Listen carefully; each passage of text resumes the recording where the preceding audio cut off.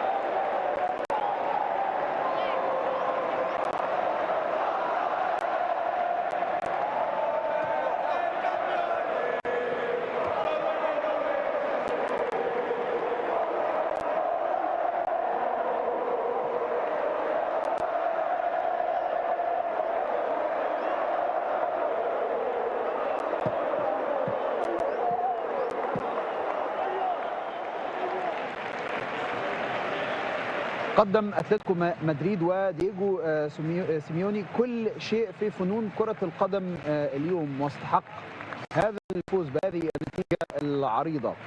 ولولا ضياع المزيد من الفرص لكان الرقم اللي حضراتكم شايفينه ده يكاد يكون متضاعف في هذا اللقاء، بدلا من 4 ل8 أهداف.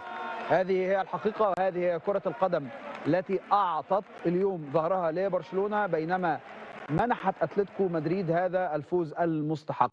بداية افتتاح التسجيل كان عن طريق إيريك جارسيا بهدف عكسي في الدقيقة 6 قدام حضراتكم على الشاشة، أخطأها خوان جارسيا حارس برشلونة.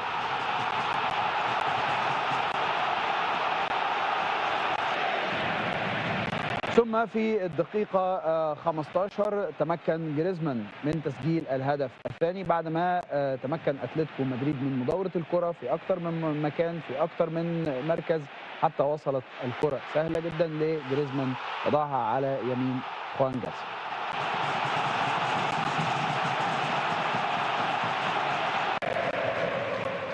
لوكمان لم يكن بعيدا على الإطلاق، هذا الوافد الجديد في آخر لقاءين يسجل ويصنع، ثم في هذه الليلة أيضا كان له نصيب من الفوز بهدف جميل جدا جدا في الدقيقة 33. كل الأهداف عزيزي المشاهد سجلت في الشوط الأول، والهدف الأخير والهدف الرابع كان بتوقيع الفاريز قدام حضراتكم على الشاشة. فاصل، وبعد الفاصل نتواصل مع حضراتكم في هذه الليلة، ليلة أتلتيكو مدريد.